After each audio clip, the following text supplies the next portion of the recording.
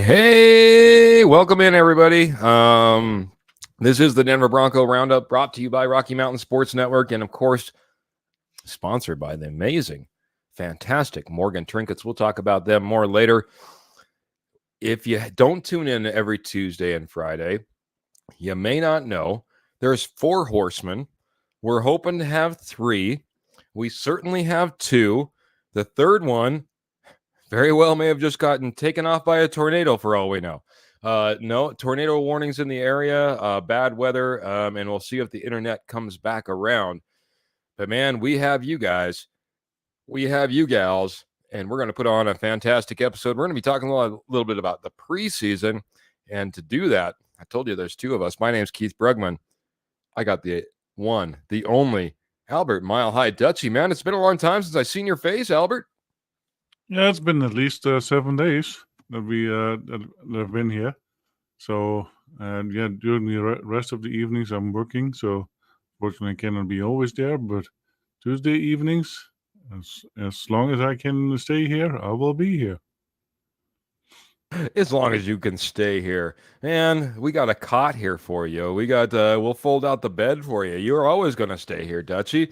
What are we talking about? Anyway, let's get into it, man. I'm a little thrown off. Trevor was on screen right before we went live, so we're expecting Trevor as well. Jody is going to be out, but we're going to get in. We're going to have a fantastic episode. We're going to talk about the Denver Broncos and that preseason game. But you know what? Let's say hello to the posse just really quick. We got Ernie Mays coming in here and saying, "Go Broncos only, country only, goats forever." Absolutely, Ernie, and thank you always for being such a great supporter. Michelle Knoppers, do we know that name? Yes, I think we do. Woohoo! The magic begins. Evening, gents. Yes, a lot of people excited. We'll get into that. Scott's coming in here saying good evening. All of Broncos country. Appreciate you coming in, Scott. Got Graham coming in here. Graham, appreciate you, man. Always supporting. I know you guys a lot of other things going on, including, tickling those ivories. Coming in, he's saying hello. Appreciate it very much, Graham. The one, the only stepfather is coming in here as well, man. Mr. Kenny Kirkpatrick saying, "Evening, fellas. Keith, you want to loop me on what?" I'm sorry, I need new glasses. Hop on until Trevor joins. Possibly, yeah. I might be able to get an invite out to you. See what happened with Trevor. Can do that as well. The stepfather, if you don't know, Mr. Kenny Kirkpatrick, graces our presence quite often and knows his stuff about football. Hey there, Brugmeister and Dutchie, plus the posse. How goes it? Says Roy Osborne. Good to see you, Roy. Roy's all over the place too, man. He's on every single podcast, man. Every time I jump in one, it's like Roy Osborne's watching. So Roy knows what he's talking about as well. Graham saying the Broncos' future is bright, and we're going to get into that. Kenny, yeah. We got Phil coming in. Phil's a regular star giver, and I'm going to jump into that side in just a second, see if we get that as well from Phil. If not, Phil, either way, man, we appreciate you coming in and saying, hello, Keith and Dutchie. If Nix looks good in joint practice and next game, will Peyton announce a starting QB? Well, let's just kick it off right there. I'll take a break. I'll get to the rest of the comments here in just a moment. Tornado sirens are going off here, guys, says Trevor. So He needs to get in the safest place possible. Our thoughts are with Trevor. Please, everyone in the posse, put your thoughts with Trevor as well. As right as he came on, he says, "Well, I kind of got green skies," and then he got an alert, and now he had sirens. So, Trevor, take care. Take care of you. Take care of all your family, and certainly our thoughts are with you as we try to continue this podcast. And I'll jump right back over. And I know everyone's going to be thinking about Trevor, but that being said, let's get into Bo Nix, right? Bo Nix has been the talk of the town, Albert. Bo Nix has been not only the talk of Denver, he's been kind of the talk of the news media. The once quiet, maybe 5.5 game win total Denver Broncos all of a sudden have a quarterback, according to many.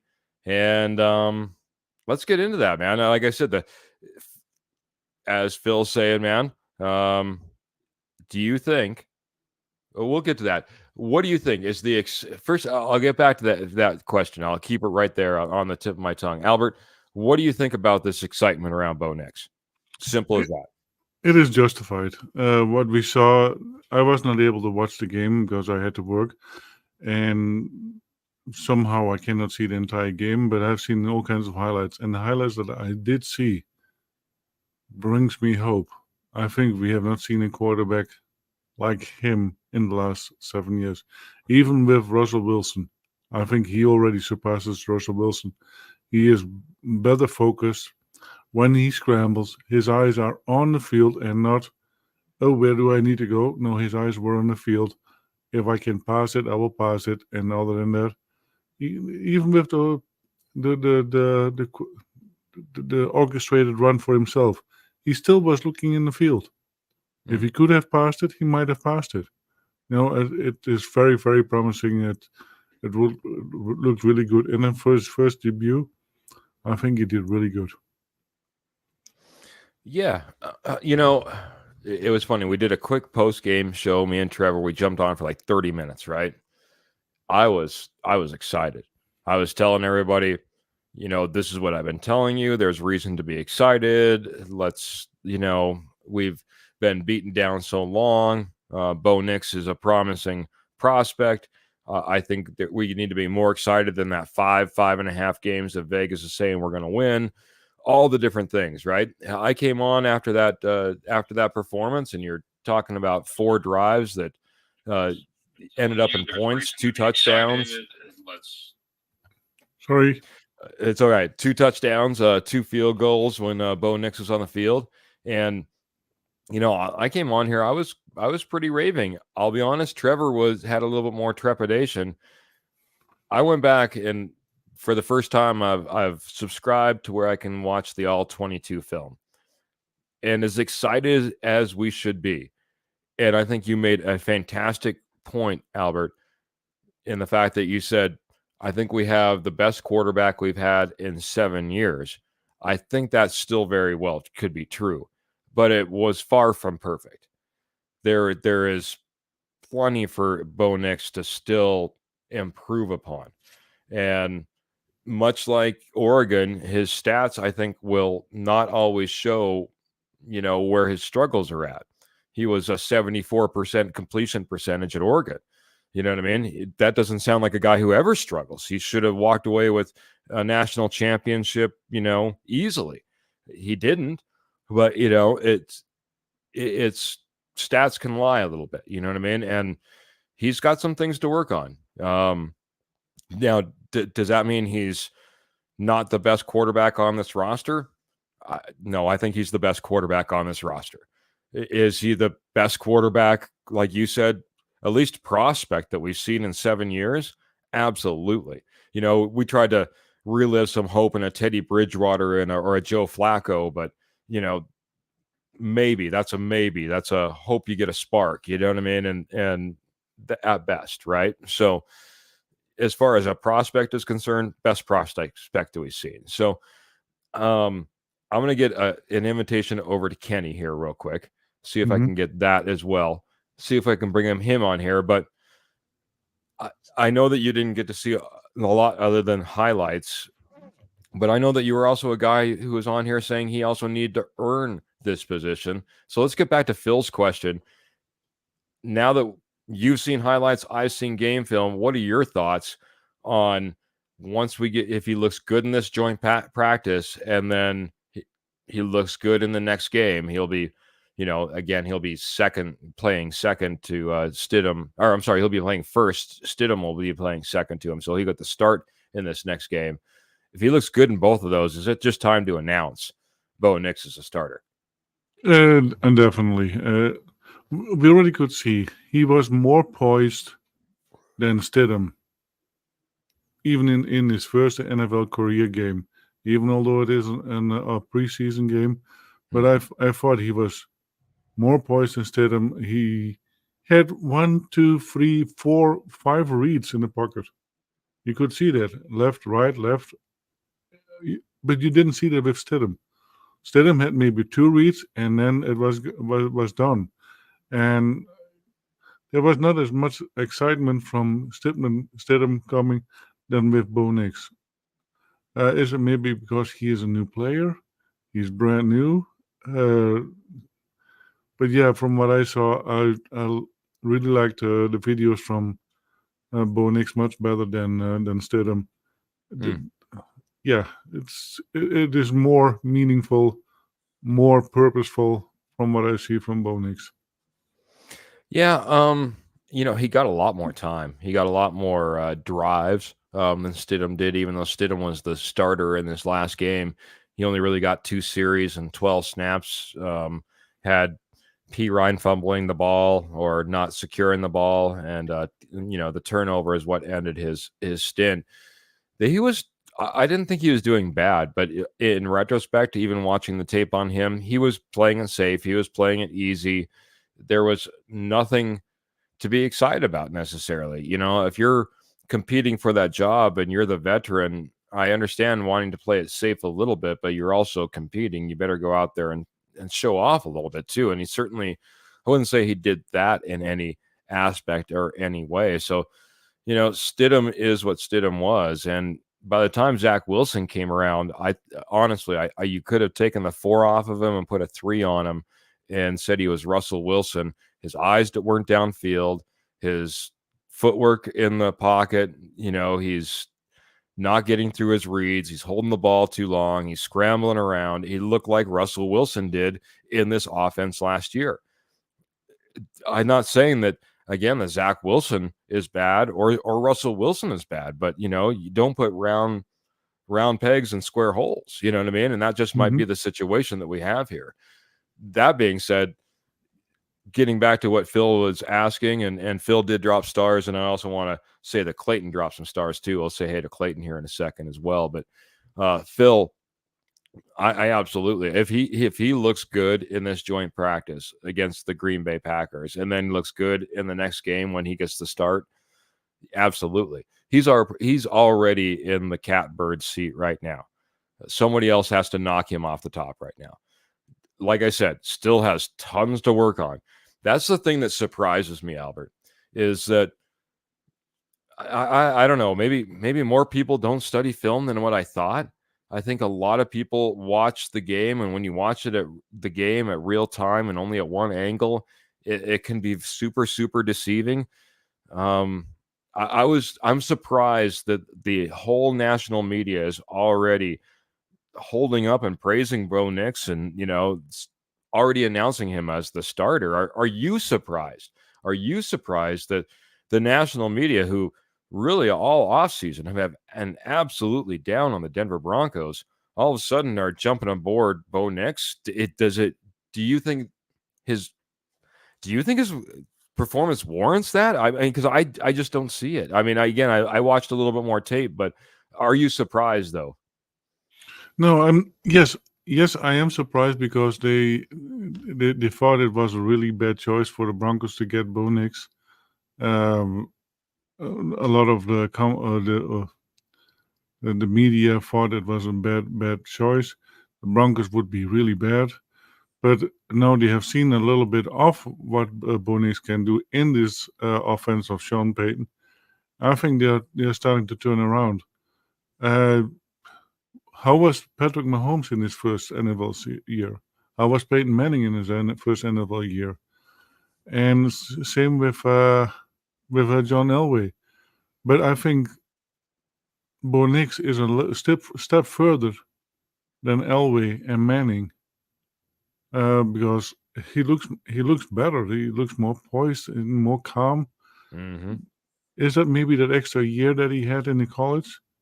Maybe, but it it is surprising to see how well he behaves on the field. Yeah, will we see mistakes? Absolutely, because the NFL to play in the whole game in an NFL at the end you will be flustered and it will happen to you. But I think we will see really nice games with him. Scott's coming in on YouTube. He says Bo showed poise, he showed confidence, remained calm, starting with the second series. He came out and that throw to Dulcich was a little scary.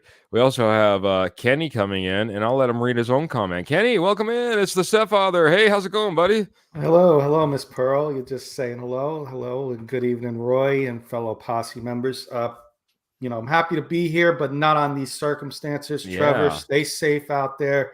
Hearing there's tornado warnings or watches in his area. Yes. So first and foremost, stay safe. Keep your family safe. We got you. I got your back covered over here. Miss you, but stay safe, my friend. Yes.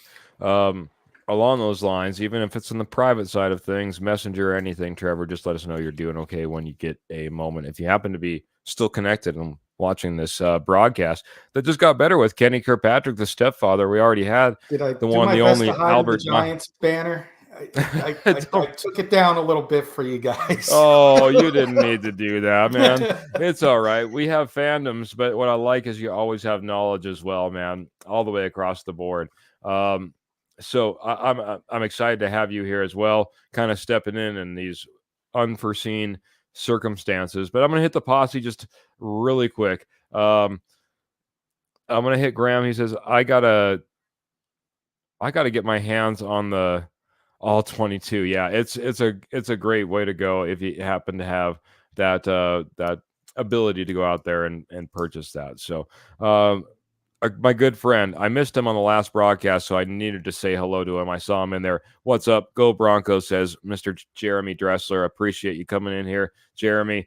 I'll be honest, I've been out of the loop. If anybody else has any news on Kroll, I would love to hear. I know JJ McCarthy is out for a while too with a meniscus, as Graham is saying, but I didn't hear anything on Kroll. So anybody have any news on our tight end Kroll? It looks like Albert Dutchy is going to do his best research on the side. We have Patrick Wiltsey coming in here and saying aloha, gents, to the sorry. Lots to digest from Sunday. I think there is work to be done always, but I am very optimistic. And yeah, I think there's reason to be optimistic all the way around. Hey, that's one of the best preseason games we went out there and had. We didn't look discombobulated. We looked like we were in control. We won the game. We put up points. There's a lot of reasons. That we should be excited and optimistic. Kenny, I want to get your thoughts over on Bo Nix. I know that you've been kind of the harsh critic of all of us on Bo Nix, saying, realign your expectations, Broncos country. Did you get to see this preseason game? If you did, what are your thoughts? And what are your thoughts versus the national media right now? I did watch it, interest being on not only your show, Kurt's show, fellow friends and family, become the stepfather. I root for you guys. You were in a different conference than us, so I did watch it. And I did see good things out of Bo Nix, okay? And Bronco fans should be excited because this is the most excited you should be since Peyton Manning for a quarterback. But don't put all your eggs in the basket yet. Some fans calling him the next Mahomes 2.0 already, and watch out, John Elway. Let's put the foot on the brake, guys, okay? Slow down. One preseason game against backups. I saw a lot of happy feet, Keith. I know you mentioned it. I'm looking at it as an outside perspective. be happy, Bronco fans, but also be cautious, because one preseason game against backups doesn't make a quarterback. And Kurt Valenti out there listening, who can't stand Anthony Richardson, I'm going to send him something later that they're comparing Bo Nix's performance against the Colts to Anthony Richardson. So the comparisons are there, Kurt. If you don't like Anthony Richardson, then you can't like your boy Bo. What a great correlation. I will wait to see if Kurt has a response today, tomorrow, or the next day. So Bo Nix, you could be excited for Bo Nix. It's a great, it's good to see, a step in the right direction. And, let's see what happens against Green Bay, because week 2 is in preseason is usually when your starters play the most. So this is a big one for Bo. It is. A couple of things on our agenda. I don't know how deeply you got to look into this, Albert. Again, watching the highlights, I still want to get your thoughts on this. A guy that you were expecting to show out in this game that didn't. Now, we just talked about Bo Nix, and I think he checked a lot of boxes and certainly put Broncos country minds and hearts and guts at ease in a lot of ways with the way he went out there and performed. But what guy were you expecting to go out there, perform pretty dang well, and maybe you just didn't hear him all that much? He didn't put up a stat line. He just wasn't there like you expected. I'm going to go to the Dutchie first. Yeah, for me, it was Dulcich. Yeah, we saw Dulcich a little bit in action. We saw everybody a little bit in action. But I don't think there was really an outlier. McLaughlin was pretty decent. I was a little surprised about Javonte Williams, Pookie. He did pretty decent. But I don't think we have really outliers there. Everybody did what they could do. And surprised me, because really they were spreading the wealth, and you could see that. But what I did see was everybody got the opportunity to do so, and they were putting effort in it, and that's what I saw, and I really like that. Me too, man. We saw a great rotation. We saw a lot of players get out there, get some reps, some deep into the roster, giving everyone an opportunity. And I'll certainly give them that. We certainly saw the roster. It was nice to see kind of the lineup. Michael's pointed out, I didn't forget about you, Michael, but he's coming in here dropping stars, saying good evening, Keith and Albert. Big claps, those East Coast K&K claps along with those orange and blue hearts. We love it. We've had a lot of stars this evening, guys and gals, and we appreciate every single one. Trying to do a lot of different things, right now. I certainly don't mean to miss you if I happen to do so. Kenny, I know that this is your step team over here. Yep. But you've been following them ever since the draft, really. I mean, we've been talking about a lot of these players. What player on the Denver Broncos team were you excited to go out there, maybe see a spark, see some excitement, and they didn't hit the stat line, they didn't hit the excitement, they just weren't out there? What's your thoughts, buddy?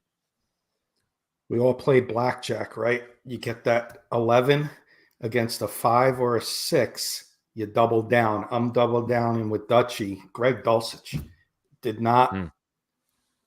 I'm expecting one of these tight end. Dulcich should be the tight end that takes over and be the guy. I didn't see that. I did not see that in this game, in a game where everything was spread around. Bo Nix looked great. Even Jared Stidham, before Perine juggled the ball and it was intercepted, Stidham was driving down. In a game, where players showed up, Greg Dulcich one catch for 5 yards. This tight end competition, unfortunately, Kroll got a toe injury. Hopefully it's not serious, because this tight end competition might be closer than people think. Because I did see Kroll in the 2-minute drill. I know he fumbled, but Kroll in the 2-minute drill, Nix was going to him at the end of the half quite often in that last 2-minute drill. So Dulcich would be mine, doubling up with Dutchie said. Very good. Albert, you had an update? Yeah, Krell is day to day. Day to day with a toe. Good. Absolutely. I saw Kroll. He was definitely getting the rock even after that fumble. It was nice that they saw that they went back to him. I think it was 3 consecutive passes that they had to him, and they drove it right down the middle of the field, something that we don't always see because we don't always have tight ends involved. So it's definitely nice to see him make that little run as a tight end. For me, I've been talking about this name. Oh, by the way, Michael Ronquillo wasn't necessarily impressed with Tim Patrick's return. Went out there, had the one big catch, got the one big penalty, and that was all we really saw of Tim Patrick as well. So don't know how much longer he actually stayed out on the field. That would be one thing I'd love to rewind the tape. I don't think he was out there for a whole lot of time there. A name that I've been talking about, we've been talking about this position group quite a bit in this offseason, and that's that middle linebacker position. A guy that I've been excited about, a guy that I was expecting to see a lot of as he's come back off of injury was Jonas Griffith. And here was a guy for me that did not play to my expectations. He had no nose for the football. He was biting on fakes. He was in the wrong holes, in the wrong gaps. I mean, did fairly decent in coverage, but man, I'll tell you what, when it came to any type of a run stoppage, he was not in place. And for a position that we need to see a lot of production from, we need to see somebody come up and start producing in that position group. That's one that scared me. Alex Singleton looked good. I like Cody Barton for the most part as well. I thought he was out there flying around with his hair on fire as well. So I just got a couple more. I just want to point out really quick, guys. Our best center might be our third stringer in Mustafa. Our center play, in my opinion, did not look good. Miners didn't necessarily have a very good game in his start out there. And I'll tell you what, if we don't sign Garrett Bowles quickly, we might be in big trouble because what we have out there in backup at left tackle is bad. It left a lot to be desired. So that being said, that offensive line is by no means solidified and looking great. You could even see it with the pressures that Bo Nix had as well. Guys at his feet. He's a little bit more dancy in the pocket as well sometimes. So yeah, I don't know that for me. I don't know if you guys have any thoughts on those guys or that position group. What you thought about the center position, because that's been a big one as well. But I'd love to get your thoughts. I'm going to hit some comments. Look off to the side if you don't mind. Kenny, what are your thoughts on that one first? Real quick, I thought Alex Forsythe would have performed better with Bo Nix. I mean, they have the chemistry at Oregon, and Forsythe did not impress me much. I think he had a holding penalty. So like you said, Mustafa might be a surprise candidate here for the job. But let's see. This is a big week for a lot of positions, not just the quarterback. This is a big week to analyze a lot of players. And of course, hopefully everybody stays healthy. But a three-way battle, I think that's still up for grabs, is the center position for sure. Albert, I know that highlights are tough to pull in a lot of information when it comes to, offensive line play sometimes, but I'm telling you, Mustafa was out there. He was looking good. Now, the downside is that's Mustafa playing against third stringers, and the defense as we saw, we put up 34 points, maybe not the meatiest defense in the NFL when it comes to the Indianapolis Colts at the same time as, so it all needs to be weighed out. But your thoughts, again, do we need to get this figured out? We even had some fumbled snaps. Keep that in mind as well, gentlemen. I think it is just still part of gelling together. They have a brand new center, and they need to work together. I heard Ben Powers was a little injured as well, a rib injury, so they might have been a replacement for him. So I think it is just I'm not gonna be too worried about it yet. We still have 2 preseason games, and they will get more action together, and I think it will get better and better. And what needs to happen is they need to announce a starting quarterback with the first stringers, and he should get the reps. And I think that is part of it too, because Stidham and Bo, they both react completely different when taking the ball, and I think that's where part of it struggles as well. Keith, if I may, real quick. Yes, by all means. I was just going to say, Dutchie, you're going to get that, in my opinion, after the Packers game, because like I said, how everybody plays, a lot of the starters play this week. Week 3 in preseason, you're definitely not going to see your starting quarterback play. I'd be shocked if that's the case. So be prepared. You're going to get that announcement, I think, after the Packer game on Monday or Tuesday. The announcement will be made, in my opinion. Graham's coming in here. He's giving us some stats too. Tim Patrick's got 11 snaps. So, he was basically out there, I imagine, the entire time with Stidham, basically. I think Stidham had 12 snaps. So he was basically out there with Stidham the entire time. Phil McLaughlin came in. He dropped some more stars. He says he was happy to see Patrick make a catch, and he thought Wilson looked good.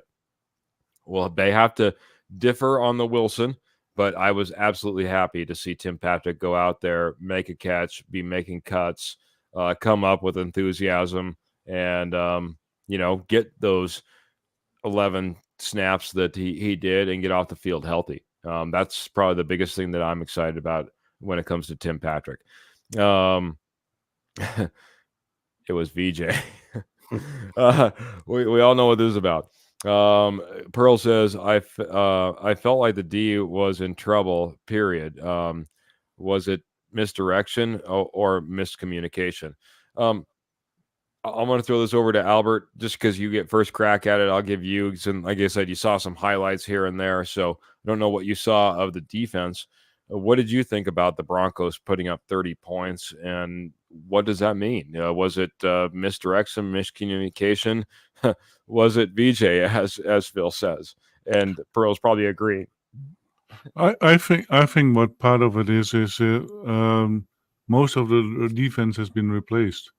How many starters from people from last year do we have in this defense?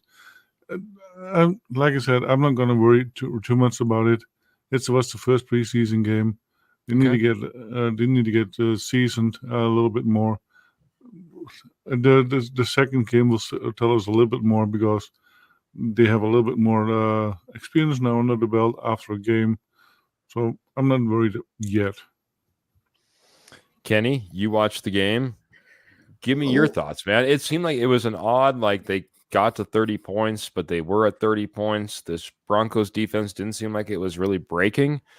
Where were the cracks on this defense? I think, my opinion, Keith, I think, and a little bit disagree with Dutchie respectfully. I think there is a little panic there. I think it's a depth issue. Number one, you don't see many of your starters playing, but you will see a lot of your backups. And you're seeing backups on the Colts side as well. And they're not showing you their whole offense, and you're still giving up 30 points. A little concerning for me from an outside perspective, that happened against Sam Ellinger and Kadon Slovis and, quarterbacks I'd never heard of. And your backups may be an issue. You got a nice little starting roster, but where's the depth is what I'm getting at. And that giving up 30 points is a little concerning in preseason. Yeah. I absolutely agree. I'm not going to let them off the hook. Phil says guys weren't we missing 4 starters on D? Yeah, I mean, we don't get me wrong. It's not like PS2 was out there and the like. You're going to have guys taking rest and not starting. That's going to be part of it. I'm not going to say that's not the case. I'll also say that our starting D is probably was the best part. If you remember how the game started, it was a struggle to put points on the board for quite some time. So our starters, and I think Kenny is kind of nailing it in that regard, our starters might be okay. But if you've got to start relying on some depth, if you've got to start relying on some rotation, in some positions, you might have some issues. Scott's coming in and says D still missed a lot of tackles. There are some missed tackles out there as well. I would agree. Michael Ronquillo says, I wasn't happy with the Broncos' defensive pass rush. No sacks or no pressures up front. It needs work ASAP. Great. Fantastic point, Michael. This is a defense that has changed its strategy across the front. Rather than holding up, maintaining your gap, and then, falling to where the ball is going and having that linebacker come up and stuff the hole, they're an attacking defense. They're trying to swim past that guy in front of them. They're trying to get into the backfield. They're trying to get, penetrate and get upfield. And that usually means you're going to have more opportunities for sacks. And we did not see that. So, Michael, great point. Hadn't thought about that. One thing I have been thinking about, boys and girls, is the amazing Morgan Trinkets. Morgan Trinkets is your place, your go-to for all your Southwest jewelry, Southwest pottery, and estate gold at wholesale prices, guys, gals, everybody. Once a nationwide company, 33 years experience. Now they have shrunk down right to your backyard. Northern Colorado, Southern Wyoming. They do amazing shows all summer long. They've been out there. They've been killing it. They've been, I hate to say it that way, but man, I'll tell you what, everyone loves their stuff. They've been making lots of sales, and it's been because of all of you that like, share, and subscribe, and also go over to Morgan Trinkets. I'm telling you, if you head over to Morgan Trinkets on Facebook, you can take a look at some of their inventory, message Pearl. She'll let you know what's going on. Any purchase that's made over $50, only via PayPal over on Facebook, is shipped absolutely free. And if you catch her at one of her shows, all major credit cards are accepted. Also, if you're looking for silver, and I'm talking all sterling silver, starts at $10, goes all the way up to $2,000. Check out Morgan Trinkets. That's Morgan Trinkets. We're losing Kenny now. What's going on around here? Check out Morgan Trinkets today. I'll drop the link in the comments, guys. You guys have been showing out at the shows. Pearl had her best show over at Cheyenne Days just recently ever. So congratulations to Pearl, and thank you for all the support for Morgan Trinkets. Like I said, I'll drop that link here in just a moment. Albert, I'll flip it over to you, obviously, because everyone else has dropped out. Hopefully no tornadoes in the New York area that's taken out Kenny. And again, Trevor, our thoughts are with you. Please let us know as soon as you're doing well, my friend. Albert, a guy that you maybe didn't expect or did expect, but a guy that you thought did show out, that you were excited for and absolutely did show out, not named Bo Nix. Who was the guy that you were most excited about, not named Bo Nix, when this game ended? I think it might be a surprise, but I think it is the head coach, Sean Payton. I think the offense is really starting to click. We see more and more scenarios over the middle, over the sides, more RPOs. I think it really starts to work out, and I think this offense, it will start getting to click, and I think we will see some really exciting games. And I think that this was a really, really good appetizer of what might be coming. I like it, buddy. I like it. The coach looks happy. He's in a different place. He's in a different direction. His offense is being ran the way he likes it to be ran. Yeah, there's going to be tweaks. There's going to be solutions that need to be made. But it's heading in the right direction. And I think our coach is feeling it and loving it. Kenny, speaking of loving it, love that you're back. Thank you very much. And technical difficulties everywhere in the country. So I know that's what I'm talking about, buddy. So the question was to Albert, the guy that surprised you, the guy that showed out, not named Bo Nix, the guy when you shut off the game, you went, watch out for that guy. I really like what he put on tape today. Who is that guy for you, buddy? I got one. I'm going to give you a rookie. It's not, like you said, it's not Bo Nix. I'm going to give you Jonah Ellis. I've been high on him. Love the pick on our pick is in draft show. I said Utah product, Pac-12. He went up against the Bo Nixes, and I looked at his stats against Penix and Caleb Williams, and he got 2 tackles, 2 solo tackles, 2 assists, and a sack. I see Scott put in there that we should have been able to sack one of them. Jonah Ellis did have a sack, Scott, so don't know if you knew that, but I just wanted to make sure you were aware.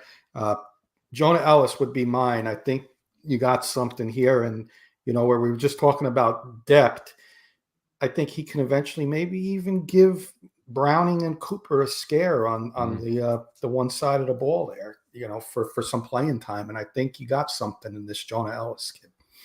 Yeah. Scott, still even getting through QBs. Yes, 1 sack probably isn't enough, but it did go 1 sack to Jonah Ellis, as you pointed out, Kenny. You stole a little thunder, so I just got to make mention of it. I thought Jonah Ellis had a phenomenal game. This guy was all over the place, involved in all the right plays in all the right places. He could come off the edge. He could be in coverage. He did phenomenal. I also like Phil is coming in with another one, Singleton. I saw one media personality go out there and say Singleton could have 200 tackles this year. he was out there with his hair on fire when he was out there. Singleton looks good wearing the green dot. Something I was a little bit concerned about, as kind of like center, hey, that you're running that defense. That's another layer of, responsibility that you have out there. You just don't get to be out there, guy with his hair on fire. You're out there having to call the plays as well and make sure that everyone's lined up in the right position, and still make sure that you're twitchy out there and on top of these guys. Thought he did a fantastic job.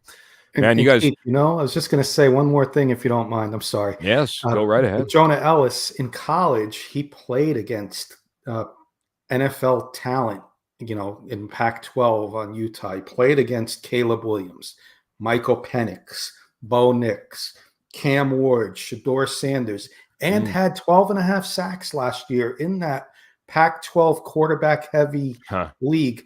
Oregon State's quarterback just transferred to Florida State, to name another. That's why I really like this kid. And I was telling Kurt off the air, too, I really think you got a stud and a steal in the second round in this kid. And this is somebody, in my opinion, for Bronco fans to be excited for on the defensive side of the ball, along with Pat Surtain, building your young nucleus of a defense in the future. Well, the other half of your K&K Sports Show is getting a lot of love in here, so I might as well put his comment up here. Mr. Kurt Valente comes in here, and I have to be in agreement with this one too. Riley Moss, for the most part, looked very, very good. Even on the first play where he was out of position, he got to the receiver, got him bumped out of bounds, kept it to a minimal gain. That could have easily been, if he just played it a little bit wrong, that's a 25, 30-yard gain to basically start the game for the Colts. That was a very good performance by Riley Moss. I did see Art Green go down. That I hope that wasn't anything, big or anything we have to worry about. I didn't see last time I heard. I haven't heard him pop up on any type of injury report. But that's a guy I was kind of hoping that would show out. I knew there was one other guy that I wanted to talk about. It'll probably end up coming to me here in a little bit. I might look at a little bit more of a roster. I was trying to watch all 22 film. I thought, speaking of, opportunities lost, especially when it came to Zach Williams, Vele had opportunities. Even when you talk about the Bo Nix touchdown to Mims, Vele was open right behind him and was probably an easier throw than that whip that Bo Nix absolutely put to Mims for that touchdown, which hats off, man. That's an NFL throw right there in order to get it to the corner right where you need it to be. Those are the things you like to see from Bo Nix. But I'm telling you, if not, Devon Vele was right there behind him, just ready to walk in basically to the corner untouched with the move that he made. Vele was out there making some great plays in the blocking as well. So something that you love to see. So Mile High Dutchies went on the research. I was going to check in with him and see if he's had anything from Art Green. Did you see anything from Art Green? Possible concussion. Yeah, he took a pretty nasty hit on a deeper pass that he was in coverage on. A lot of three-person collision, 2 Broncos, 1 Colt. Possible concussion makes sense there. One guy that I'll say one more, and then I'll kind of turn it back over to you. We'll have to start wrapping up here this show in about the next 10 minutes or so. So I haven't said this. Posse, if you have any thoughts, any questions, any guys you want to talk about, anything, bring it in here. Let's talk about it. I'm opening it up for the last 10 minutes. I'll be watching as best as possible. Keith, I like Kurtz if we want to hit that one. Absolutely. Maybe we could do it as I don't know if you see it. I can read it if you don't see it. Question of the night. For all 3 of you guys, give me 3 surprise possible cuts. Okay, let's do this one each. I'll start off with Albert. Albert, 1 surprise cut. I'll go to Kenny next. I'll take the last one. Fans, Joseph. Give me a player. Do you have a player cut, or do you need more time? Okay, no, a surprise cut for me would be Matt Henningsen. That would be a surprise cut. I think he's a pretty decent rotational player, pretty good rotational player, and he can keep the D-line fresh. That would be a surprise cut for me. All right. Matt Henningsen, going a little bit deeper. Going to go over to the Kenny, the stepfather. Surprise cut off this Denver Broncos team. I'm going to give you an offensive guy, and I hope it doesn't happen because of this guy's history the last 2 years, Tim Patrick. And only because of the guy you just mentioned, Keith, Ville, looked good in his limited time. The receiver, am I saying his name right? Ville? Yeah. I say Vele, but I might be wrong. You got little Jordan Humphrey there yet, Brandon Johnson, Virgil, I should say. And I just feel, I'm not saying it's going to happen, but that would be a big surprise one for me, Kurt, if it happened, would be Tim Patrick. That's true, but what Vele has been doing out there, I can see that's a very competitive position. Well, Sean Payton has said it. You look at this group, they're a big group. You look at all of these receivers, all 6 foot plus, all bigger, taller receivers. That means they're all kind of in competition with each other. These guys are all kind of somewhat interchangeable, so the competition's high, and Tim Patrick would be certainly a sad one for me. Absolutely. A few other ones that are coming in. Let's see. Anybody else? Pearl saying, no, I want Tim. She's also saying VJ cuts, we party. So we got Big E Bronco coming in just a little bit later saying hello. Big E, thank you so much, man. You've been watching in, tuning in, and make sure you go back and watch the rest if you hadn't. We appreciate you coming in here when you do, whenever you do, though. Breaking news. Breaking news. Trevor's back. He's wet. Oh. The tornado warning was lifted, so he's safe. Everything is good. So we're happy to hear that, Trevor. Get yourself dry, my friend. I'm glad I was able to fill in for you tonight. Couldn't do the job you could never do on the Bronco Roundup, but the next best thing. that is the to everyone who dropped stars and had great questions and comments, and to the fantastic co-hosts I've heard on the screen. That's the best thing I've heard all night. Trevor, I'm glad that everything's good. Good to know that you're safe. And now maybe my brain can move on just a little bit. So Graham saying Bo Nix is going to get cut. Laugh out loud. Jalen Virgil for Pearl Heater. She sees that wide receiver possibly down the road. Damari Mathis for Phil McLaughlin, which is a name that I thought did pretty well in this last game. Didn't think that he did too bad. There was one pass that maybe you could lay some blame on him. One reception, I would say. Graham's coming in with DJ Jones? Question mark. That's another great one with the depth across that. Yeah. Wow, would you be guys surprised. know your stuff. I like this one from Michael Ronquillo. We were talking about the depth there as well. Wide receiver little Jordan Humphrey will not make the Broncos roster. That's his call. And hey, that's a guy that was brought in by Sean Payton, loved by Sean Payton, brought back by Sean Payton, made sure that he was always on this roster and sometimes elevated pretty highly last year. So I think that would be a big surprise if it was Jordan Humphrey, but that's a loaded wide receiver room. I I'm got gonna one for you. I got one I for you. want I real quick. want to get Okay. my first I want to get my first one if you don't mind. I'm sorry. Yeah, sorry. No, it's okay. I'm excited Because over it's here. yeah, I know. You get all jumped up and excited. Going back, watching the tape, I said that I knew there was one other name that I was super excited about. And I couldn't recall it, and I was trying to remember, and it hit me. So I'm going to use it right here. If this guy gets cut, I'd be surprised. But it's a deep cut, kind of like Albert had. Alex Palczewski. Alex Palczewski went out there at the right tackle position and owned it for about 3 snaps. And all of a sudden he was gone. I was like, oh no, did they not like it? Why is he? Oh no, they slid him into right guard. And then he owned right guard out there for quite some time. Alex Palczewski is a key piece, I think, on this roster. And I'd be surprised if that guy gets cut. There's a little bit of a deep cut for you. Kenny, I'll go to you quickly. I'll go back to Albert before we get out of here with some more thoughts around maybe this roster. The roster, I was going to change Kurt's question a little, tweak it just a little bit. 2 guys I would be surprised, but would be surprised at, but I could see it happening. Traded before the season starts. Been talking to Jody off the air. You guys are deep at running back. Estime looked decent in the little time he had. Blake Watson did okay. Samaje Perine, my Giants, I should say, not our Giants. My Giants team just had an injury today to our 5th round running back draft, Tyrone Tracy, who's going to be our 3rd down specialist, I thought.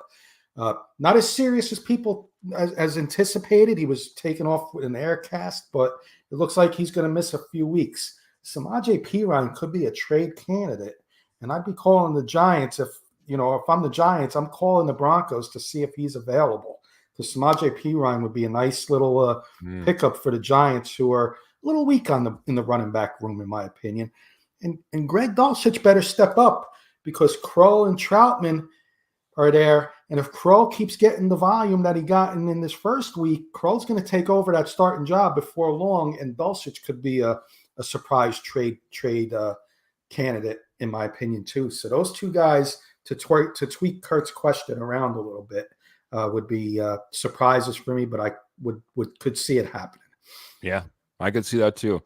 I'm going to throw it right back to Albert, the direct question, and I'm going to have him give me 2 answers. He's going to give 1 answer to Kurt. He's going to give 1 answer to Phil as well. Phil has a question just a few slots down as well. But first things first, would you be stunned if we just straight up cut Stidham $6 million, if I remember correctly, roughly, on that we would take a hit on if we just cut Stidham outright? I could see it happen, but I don't think it's going to happen. They want to keep 3 QBs on the roster, and Stidham would be a really decent backup. He knows the system. He knows how to play it in Sean Payton's system. And the $6 million, I don't think they are going to have a sleep. How do you call it? They're going to stay awake from those nightmares. They're not going to have nightmares over it. So yeah, Stidham is not going to be cut. He's going to be there as a backup. So answering Phil's question, we go 3 deep at QB this year? Yes, you have to. You never know what happens. We saw it at one time. The one wristband is still in the Hall of Fame, and so we cannot have that happen. So yeah, they will have. They had 3 quarter QBs last year. We're gonna have them out again this year. Man, these roster cuts are going to run deep. Michael Ronquillo is coming in saying Devon Vele is just outplaying little Jordan Humphrey in training camp right now. Graham's got his eyes on that, maybe. Kurt Valente says, no way. They love Dulcich. All right. Boys, girls, I've been off my kilter a little bit this evening. We've had co-hosts having to drop out for tornadoes. We had surprise co-hosts come in like Kenny Kirkpatrick. This has been a show to remember. It's been a show to. I've been running with my hair on fire right up until the broadcast. So I appreciate everyone that stuck with us this evening. I felt just a little bit off, and I feel like we didn't quite have the flow. But I know one thing: we're excited about the bow flow at this point. We're excited about what's going on, Broncos country. I told you to get excited. Now, I didn't expect it to be like the national media all of a sudden parading around on their shoulders saying this is the next, like we're kind of getting. But that being said, I think there's reason to be excited. Let's get some things tweaked, get some things under control. And believe me, like Albert said, I think we have something that we can be excited about, something that we haven't had in the last 7 years. Kenny, I know that you joined us late. I'll let you take a few moments. First off, at least say something about the K&K Sports Show, but also wrap up some thoughts and get us out of here, and then I'll go to Dutchie last. Oh, I appreciate it, Keith. I'm going to give you some thoughts first. My thoughts are, I think I want to see in this draft class so far, Bo Nix is the valedictorian. Okay, this draft class, which you haven't had in I don't know how many years, with a good draft class. Jonah Ellis is looking good. I want to start seeing Troy Franklin step up a little bit. Vile is looking good. Okay, there's guys on this Broncos draft class that are looking good. Estime, step up a little more. Okay, this could be a draft class to remember with your valedictorian Bo Nix, and that's how I'm going to label it. So be excited, Bronco fans. Sunday is a big Sunday night, I believe, right? Sunday evening is a big game to watch preseason to get a lot of evaluation on not just Bo Nix, but a lot of your starters that are playing, because this is the key game before the season starts, because you're not going to see it next week. So enjoy that. Posse, great job as always. Love being a part of it. And I was a part of it. I think this is the first. I was part of the Posse and I was part of the co-hosting tonight. So all in one show. But thank goodness, Trevor, you're okay. That's first and foremost, the most important thing. Miss you. I know you'll be back in full force Friday night. K&K Sports Show. Tomorrow night, catch us at 8 p.m. Eastern, Keith. We're going to be doing all sports as always. Myself, Carson, and Paul Rosen. Kurt's got the night off. Him and Jenny Hoops, we call her Jenny Hoops, his lovely wife, are celebrating their anniversary this week. So Kurt has the night off. I will be filling in for him. I believe you're going to be joining me tomorrow for Let's Talk Broncos, Keith. We're going to have some fun. How about that? Fun on that show. Filling in for Kurt. Got a nice little agenda for everybody. So come hang out with us, 8 p.m. Eastern time for that show. Mountain time. 8 p.m. Mountain time for Let's Talk Broncos. Michael, Pearl, Graham, you guys are always welcome additions to our show over there. We're going to have some fun tomorrow night. So please come hang out with us. And thank you guys. And glad I was working on agenda stuff that I can come join you guys tonight. Well, we're glad to have you here. It was fantastic always having the stepfather. Like it's fantastic having, like I said, the one, the only, Albert Mile High Dutchie. Albert, kind of a crazy episode of the DVR, but I know that you'll get us back on track, man. I know that you wrap us up well. What do you got for some final thoughts as we get out of here, sir? Yeah, we had some riders on the Storm. For example, Trevor is a rider on the Storm. We should. That's what we should call him Storm Rider instead of Rocket Man. I think that's more. That is something we should think of.